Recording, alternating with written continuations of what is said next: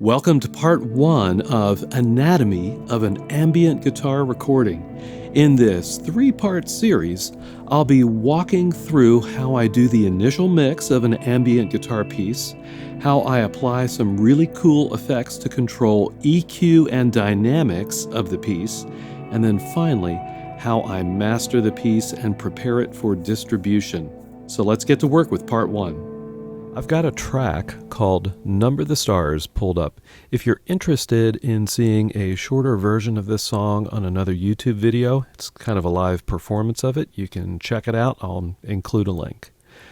Anyhow, the guitar track itself is sitting there on track number 1 in Logic Pro. Here's what it sounds like by itself with no plugins.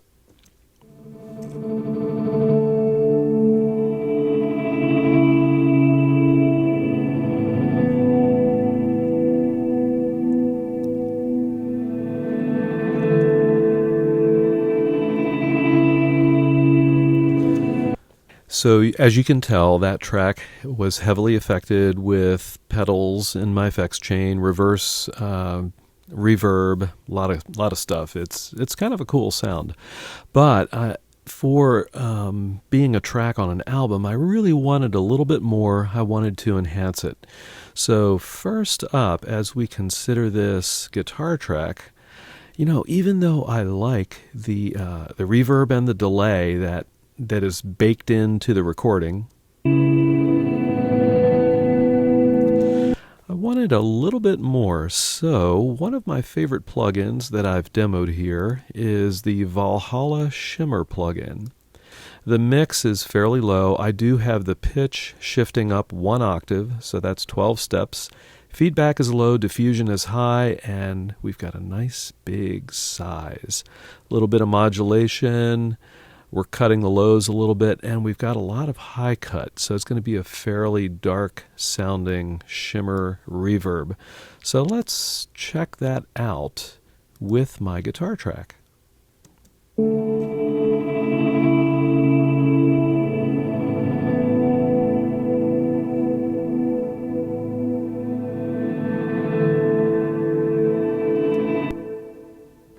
Isn't that nice?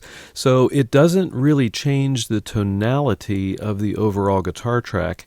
It adds a wash, if you will, underneath the sound of the main guitar. So let me turn it off here.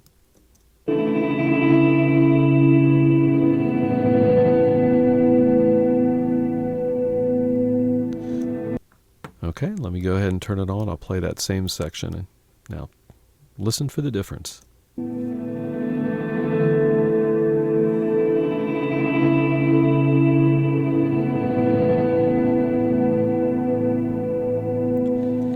Yeah, that's nice. It really kind of fills in the space between the chords that I play in the piece. Okay, so that got me where I wanted to go with the guitar in terms of enhancing the effect of that reverse reverb and the delay. The next thing up, you know, as I played the track back and forth, I thought, you know, I really feel like I want a little bit more low end. So I decided to add a soft synth, and this is track 2 that I'm calling Keys. And what I used on this track was the built-in Logic instrument called Alchemy, and I used a preset called Canyon Clouds. It actually sounds great. So let me go ahead and play this for you. I'm just going to solo this track, and you're going to hear it fade in, so don't let that throw you. Let me go ahead and solo here. This is where I'm fading in.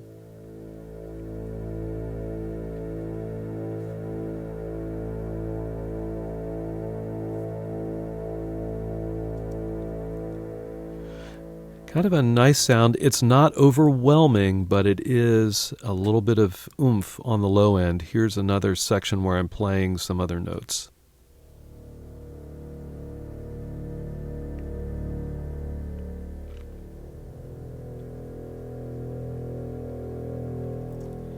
Now let's listen to that in the context of the recording. I'll start it right here. guitar and the keys.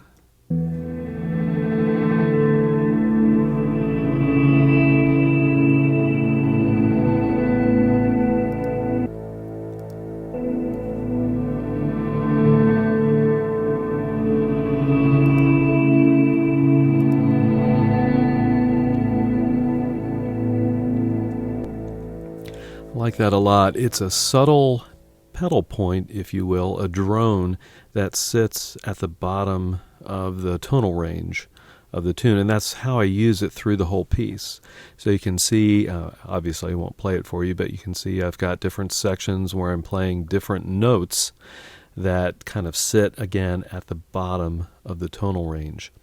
Now, this sounded good, but again, I wanted to take it a little bit further with this particular instrument. So as I thought about it, I thought, ooh, what might sound nice would be the Valhalla Space Modulator, which is a really nice modulation plugin, again, from Valhalla.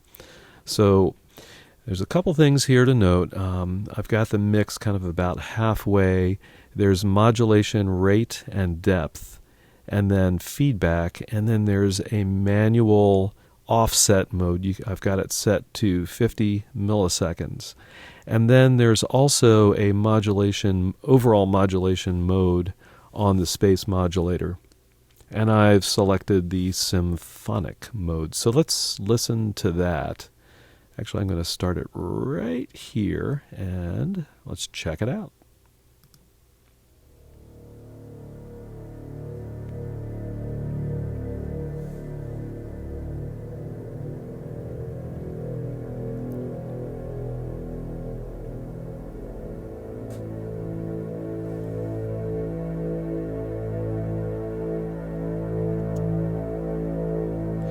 Okay, as you can hear, this Space Modulator, because I've got feedback all the way up and I've got the manual offset to 50 milliseconds, it adds quite a long tail onto the end of each note that's being played through the Alchemy synthesizer plugin. And it kind of smears all the notes together, which I like in the context of the guitar part. Let me go ahead and play the two together so you can hear that.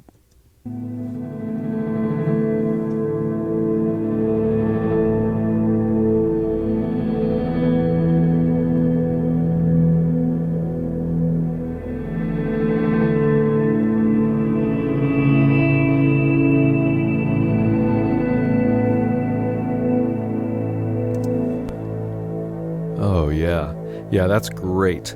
I'm really liking that a lot. Now, this track is let's run it up here. This is a 9-minute piece.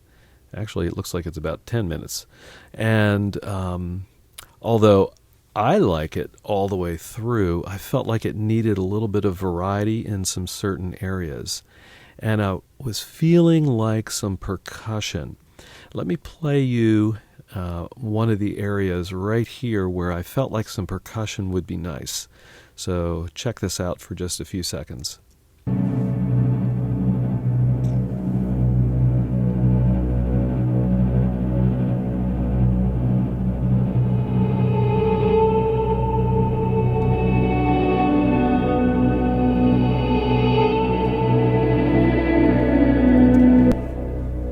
Okay, so can you tell why I might want some percussion? It's that repetitive drone in the bottom end of the baritone guitar. So what I came up with was the idea of adding in a bass drum. So I used, again, a Logic built-in soft synth called the EXS24. It's actually a sampler, and I selected a percussion setting, and I'm actually just hitting a key that activates the bass drum. So let's take a listen to that just by itself. Here we go.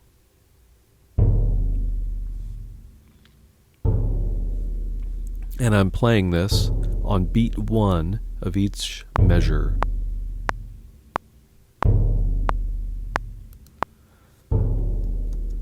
Okay, not bad.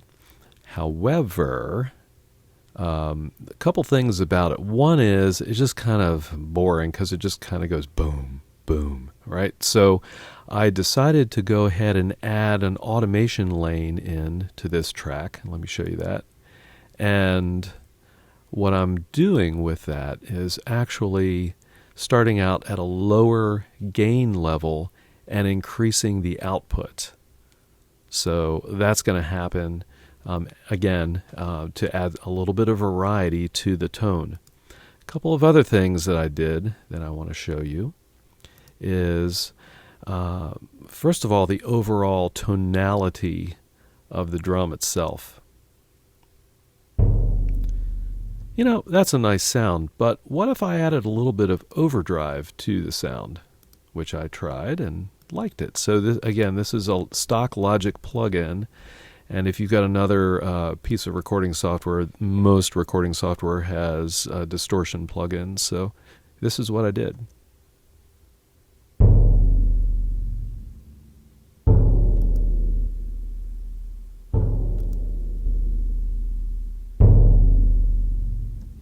Isn't that cool? I added in 11 dB of drive, brought the output down just a little bit to balance, and played around with the tone knob until I got a tone that I liked. One of the things that I really like about it is it really, the gain in the overdrive really kind of fills out the low end, so it makes it more profound, if you will, more solid sounding. And again, I'm starting out at a low volume.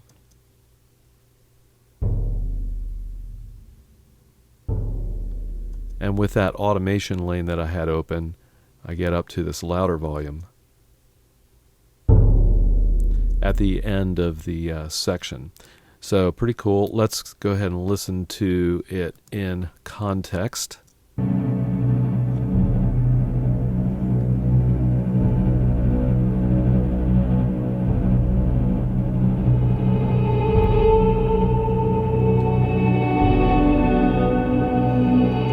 Scrub it forward a little bit so you can hear it with the drum being louder.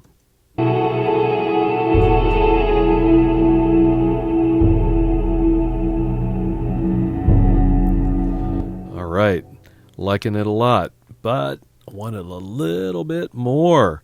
So I decided to use the Blackhole, the Eventide Blackhole plugin, which is a really great reverb plugin, and you can see how I've got it set up: mix, gravity, size, pre-delay, low-high, modulation, all that good stuff.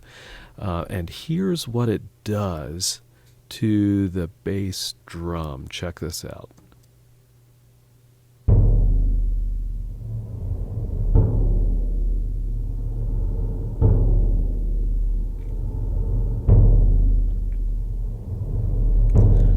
Oh yeah, it adds this ghostly aftertone, if you will, that I really like, and it is subtle in the overall mix, but it fills the mix in nicely. Here it is in the context of everything playing together.